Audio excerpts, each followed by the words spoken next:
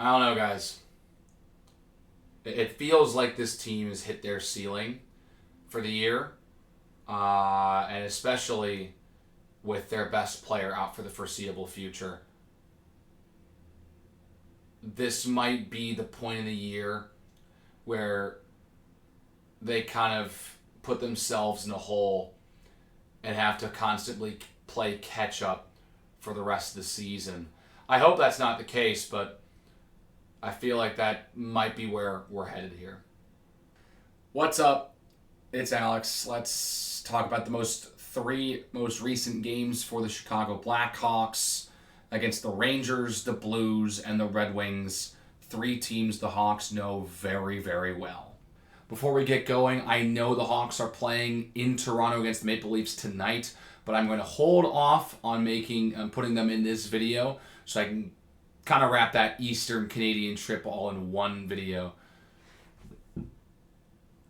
Before we get into it, I know that the Hawks are playing in Toronto tonight, but I want to at least get this out right now. Side note, I know Chicago's playing in Toronto tonight, but I'm going to save that game for the next video because they are going on an Eastern Canadian road trip, and I think I would like to throw those three games all together in one video, kind of talk about the road trip as a whole as opposed to throwing it in here. So let's go ahead and get right into this one here. So the Hawks are coming off two absolutely embarrassing losses, 6-0 to the LA Kings and 7-1 to the Anaheim Ducks.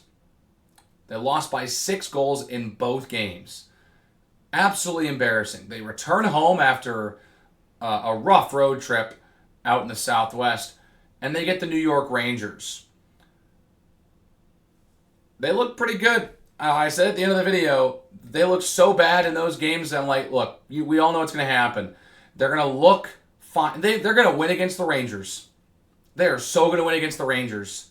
And all of a sudden, you're like, where was those last two games against LA and Anaheim? And that's exactly what we saw here. Spencer Knight played great. Had a shutout. Had a really good game. Didn't have to do a whole lot. Made a couple of nice saves when he needed to. Alexis Lafreniere tried his damnedest to get a goal in that third period, but just couldn't. Spencer Knight shuts the door. Louis Crevier with a beautiful goal in the second period, shorthanded. A defenseman pretty much with a one-on-one look at Igor Shesterkin, who had a great first period, by the way. Phenomenal job by Shesterkin to keep that game scoreless as long as he did. But Louis Crevier with just a subtle little move around the poke check, backhand into the back of the net, and he got that thing away just in time. Shesterkin's stick and a Ranger defenseman's stick were just about to knock the puck away before Crevier was able to put it in the back of the net. So got to give a lot of props there. Hawks would score again later, but it was called back after Colton Dach with a hand pass. You can make your own decision on that. It's what they called on the ice. Not going to complain about it too much. It didn't affect the outcome of the game, so I'm not too concerned about that. Connor Bedard would score shortly after that anyways. And then it was on a bit of a scramble drill, a little dirty goal that the puck just kind of popped free right under Bertuzzi's stick early in the third after Bedard and Green tried to get a good opportunity. And Bertuzzi's just a little opportunistic and puts it in. Hawks shut the door. Spencer Knight picks up his second shutout of the year, and they win 3-0. And all of a sudden, it's like, all right, they're back on track. And then that's probably about where the positivity in the comments are going to end. Because the Hawks have to go play on the road at St. Louis and then play at home against Detroit. Their two most hated rivals. You ask the average Hawks fan, who are the two teams in the National Hockey League that you hate the most? It's going to be St. Louis and Detroit. More often than not. Maybe another team sneaks in there every now and then. But more often than not, it's those two teams. And they got punked by St. Louis. They didn't lose by 6 goals like they did against the Kings and the Ducks. They lost to a St. Louis team that isn't very good. With their starting goaltender, against St. Louis's backup, they aren't at full strength. I don't know what the Hawks were doing, but that was a terrible game. That was embarrassing. That was silly. You should not lose that game. You let Logan Mailloux and Max Luff score in the first period against Spencer Knight. Both guys scored their first goal of the season in that game. And those were on the Blues' first 5 shots. I mean, it wasn't necessarily a good first period for either goaltender as Joel Hofer surrendered a goal to Wyatt Kaiser on just the Hawks' 4th shot late in the first period. So not a ton of offense was being generated by both teams, yet there were still goals being scored. Not really a period either goaltender is going to want to remember. But the problem is the Hawks now are trailing 2-1 after looking terrible, can't generate offense. St. Louis can't generate any offense. Yet you're starting your starting goaltender, and he's let up 2 goals to 2 guys who hadn't scored all year. They score in the second period. Justin Falk gets a dirty goal. It's 3-1. The Hawks can't do anything. They get a dirty goal off to a bad turnover. Bedard and Burakovsky midway in the third period. It's 3-2, and I'm just sitting there watching this thing like they're not winning this game. I just knew it with about 5 minutes to go. This wasn't going to happen. They could not clear it out of their own defensive zone in the last 5 minutes. They gave up a breakaway with 2.5 minutes to Dylan Holloway, and by the hockey gods, he didn't score. The puck hit one post, hit the other post, and stayed out. He beat Spencer Knight. They got lucky. And the Hawks cannot generate any offense whatsoever with the goaltender pulled. They were lucky that they didn't surrender an empty net goal. That was embarrassing. That last sequence, just disgusting in the bad way. That was so sad to watch.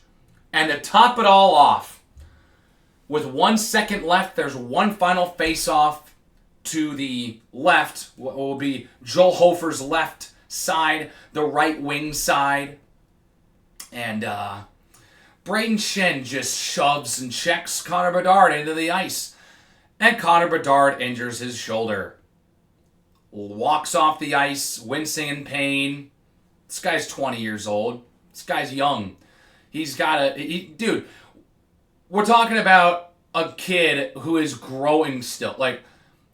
You got to remember, the human body doesn't fully develop until you're in about your mid-20s.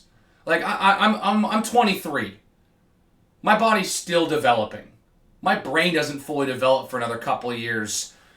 We're all still growing in your early to mid-20s. Connor Bedard's 20 years old. He's just injured his shoulder on a check in the last second. And now, as of course I'm recording this on a Tuesday, we now know that Connor Bedard has been placed on injured reserve.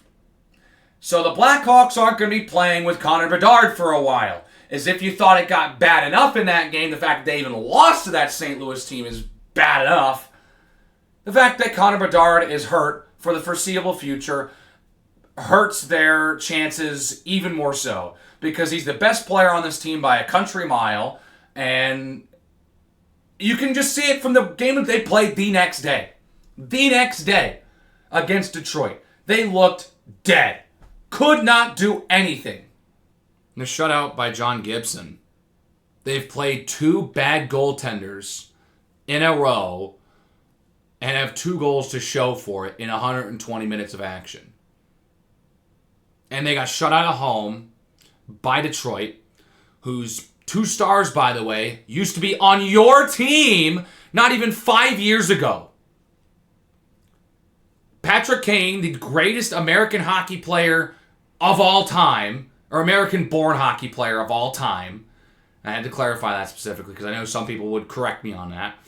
and Alex DeBrincat, who is one of Patrick Kane's favorite line mates throughout his career in Chicago. What a surprise that when the Hawks trade Patrick Kane, he now plays with those two guys that he loved playing with in Chicago, and the Hawks traded away Artemi Panarin in New York and Alex DeBrincat when he got to Detroit. What a shocker. And also, what a shocker that it's Alex DeBrincat and Patrick Kane that account for 3 of the 4 goals that they scored against you in your own building. That second goal that the Red Wings scored, vintage DeBrincat to Kane. Vintage. Fans at the United Center have been seeing that saw that for a couple of years go in their favor. And now it goes against them with those players playing for their most hated rival. Alex DeBrincat scored early in the first. It was 2-0 before you even blinked. And it's over. It's over. They could not do anything. Just a flat-out embarrassing performance. And, you sit there and you wonder where this team has to go now. Because now they got to go play in Eastern Canada against Detroit, Montreal, and Ottawa. 3 teams that were in the playoffs last year, by the way. All on the road. And now they got to learn and adapt to life without their star player. Without their best player. Without the guy that is going to draw the most attention and allow other players to succeed because they're not the main focus on a play. It is really grim right now, the outlook. I mean, with those 2 performances that they just put on against their 2 biggest rivals, this is looking like a bit of a fall from grace, as opposed to just stinking throughout the entire year. This was a year that it felt like maybe they don't get to the playoffs, but they'll be playing meaningful hockey in March. With how they've, again, 4 of their last 5 games, they have lost. And in 3 of those 5 games, they have lost by 4 or more goals and gotten shut out twice. It's embarrassing. This team has struggled with inconsistency this year, but now it feels like they're starting to regress a little bit. The element of surprise is gone. Teams aren't going into games against Chicago expecting them to be one of the worst teams in the league. They know how to game plan, and the team that has the higher skill ceiling is going to win, and it's not Chicago right now. There's still a lot of growth to happen on this team. I'm not going to give up on Coach Blashill. I think that they've got a pretty good foundation. I mean, they just called up Nick Lardis from Rockford, who's been absolutely tearing it up there, by the way. Massive props to Nick Lardis. He's having a great season in Rockford and now gets to play in his first ever game at the United Center against the Red Wings, against his childhood hero, Patrick Kane. And his second NHL game is going to be in his hometown in Toronto against the Maple Leafs. So, gotta love that for Nick Lardis. But he's being thrown into the fire here, now knowing that Connor Bedard's not going to be a part of it. I'd like to see them try some different things here, because obviously what they've got going on right now isn't working. Again, this is how I felt at the end of last week's matches against the Kings and the Ducks. Then they go out and shut out the Rangers. And then they lay 2 eggs against their biggest rivals. They very well could go out and get points in 2 of 3 games on this Eastern Canada road trip. Win a game and lose a game in overtime or something. But I want to see some consistency, at least, from this team. It feels like you don't know which Hawks team you're going to get game in, game out. Are you going to get the team that feels like they can beat anyone in the league? Or are you going to get the Hawks team that looks like they're one of the worst teams in the league again? You have no idea. Is Spencer Knight going to play out of his mind up to the potential that everyone who saw him coming into the league had, and what Florida saw out of him becoming the successor to Sergei Bobrovsky? Obviously, it didn't happen because he's now in Chicago. Or do you get the Spencer Knight that still looks really young and proves that he still has a lot of work to do and a lot of growth to go and a lot of development to go through? It's a development year. We do have to remember that sometimes. But oh my gosh, these losses are so frustrating because that St. Louis team you should have beat. Detroit's having a pretty good season right now. You're done with playing them for the year, whatever. But fine, if they lost by 2 goals, whatever. But they got blown out of that game, out of their own building. And they lost to a St. Louis team who has not been very good this year. Anyways, the Hawks have 3 more games to play in the next week. They go at Toronto, at Montreal, at Ottawa. That Eastern Canada road trip I've mentioned a couple times. Because again, all 3 of those teams made the playoffs last year. I know Ottawa and Montreal were wildcard teams, but still playoff teams. The Hawks haven't made it to the playoffs in a full 82-game season since 2017. I'm trying to keep my expectations low while expecting this team to still have some growth. I expect them to win 1 game, probably keep one of those games close, maybe push it to overtime, because of course if they push it to overtime they will lose because they can't win past regulation this year, and then they will lose another game comfortably.